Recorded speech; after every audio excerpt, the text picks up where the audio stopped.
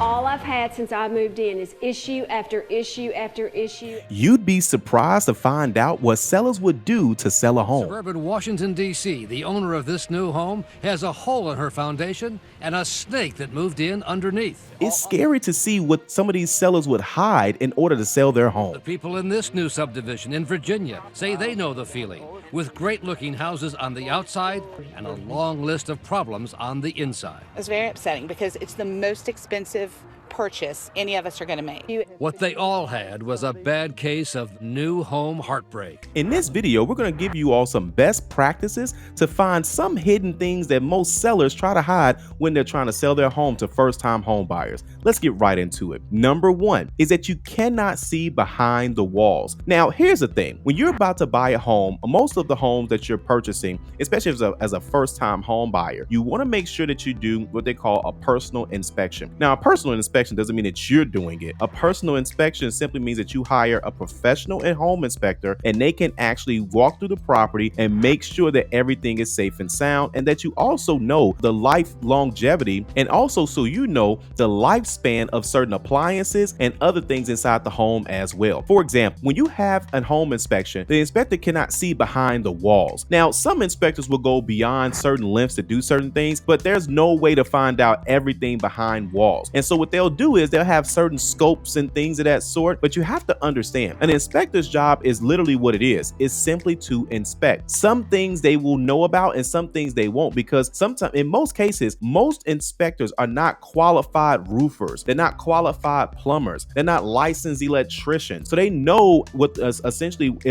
how something is supposed to look, if something is dated, if something is not going to pass the most recent code for that city or that village or that state. So those things they can most definitely look at. They can give you a general idea of what the lifespan may be on a roof, but they don't necessarily certify roofs all day unless that's their certification. In most states, you do not have to have separate certifications in order to be an inspector. You just take the inspection class, you pass the exam, and then you're pretty much good to go. But think about that as well too. If sellers are going to be hiding things behind the walls, what can you do about that? Here's the thing. There's no crystal ball to tell exactly what's going to happen to a home later down the line. But what you want to do is, if you have an inkling or feeling of something, whether it was caught by the inspector or you saw something with your own eyes, you simply want to hire a specialty professional. For example, if you see that there's some water damage coming from the ceiling, in most cases, sellers will try to hide that by painting over it. In some cases, they may not be able to do it, or they probably didn't know about it themselves. You obviously want to find out and get a plumbing inspector if it's around a plumbing area, or if it's coming from the ceiling, then it may actually be a roof situation, which again, you would need a roof certification. Now, there are in some cases in which you can ask a seller, you technically can ask a seller for anything and say, hey, I'm interested in going with this home, but I'm not quite sure how I feel about the roof. I know you're going to obviously give me something positive to say about it, all right? Because what seller wouldn't? But at the same time, it's going to cost you for a roof inspection. So most roof certifications are going to be about $150 to $250. You have to ask yourself, is it worth paying that for this particular home? Or can the seller pay that for you as well too? How bad do they want your business? Okay. And don't be afraid to ask for things. And here's the thing. Sometimes people walk away from homes and it's literally a simple situation, and now you've walked away from another home just because you felt or you thought. Get confirmation. Don't guess on these things, and because it may look like something, but then they fixed the issue that caused it, but then they didn't fix what that issue caused. For example, if the roof was leaking, but they got that area fixed, patched up, they replaced the entire roof, but they never painted over where the leak is, it may look like something that happened last month, last week. Okay, and sometimes that happens as well. Then you may get some sellers where they say, oh, we fixed that, we did this. You can always ask for warranty paperwork, because that's going to transfer over to you as the new owner, assuming that warranty has a certain amount of time. And then you can always look for any paperwork, receipts, because most of these companies have some type of warranty, whether it's a 1 month or a 1 year warranty. Next, you can always ask for a home warranty as well. If you feel like the appliances, the seller's trying to hide something about the appliances, you don't feel like that they're trustworthy, and then of course the inspector didn't find enough to say, hey, it works, but it may be a little janky, right? But either way, if that's the case, you can always ask for a warranty to see if that's going to be covered. You can ask the seller to replace one of those two appliances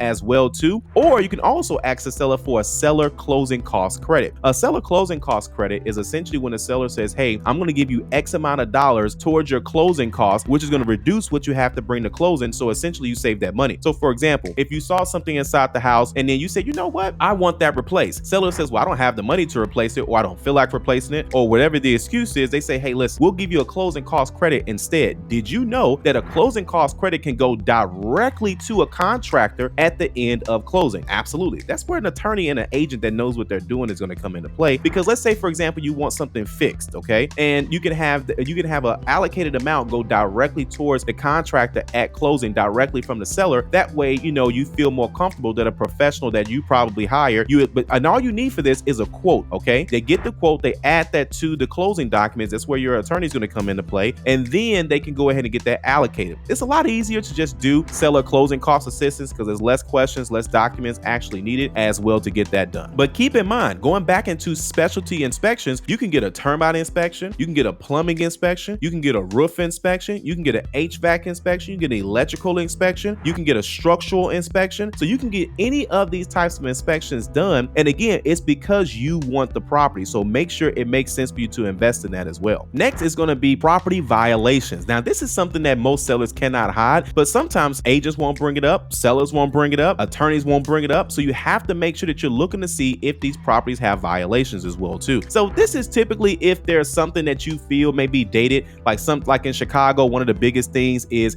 going to be exterior stairs in the back of the property. So that way people can actually go down the stairs if there's a fire or just to kind of get up and down in general. And sometimes those back end stairs are essentially out of code, or it's dated, or it's not put together well, right? And that may be a violation against that. Now, violations don't typically come up until you get into underwriting. So you want to make sure that you're not wasting your earnest money, you're wasting your inspection money, you're wasting your appraisal money, especially the inspection and appraisal, because those are non-refundable, okay? And so they may not find out that there's an issue with that until they get to underwriting, and that's when the title company does a title search and they say, hey, there's a judgment against this house because there's violations. Now, there's another thing. Depending on how your state handles violations, there may be a pending court case or a court case that hasn't come yet simply because you didn't check the website. So again, everything won't be on this website. It really has to be a list of violations, or not necessarily a list of violations, but it literally has to be something that's really bad with the property in order if it gets a violation. But again, money can fix most of these things, right? So all you have to do is make sure that it gets done. Now,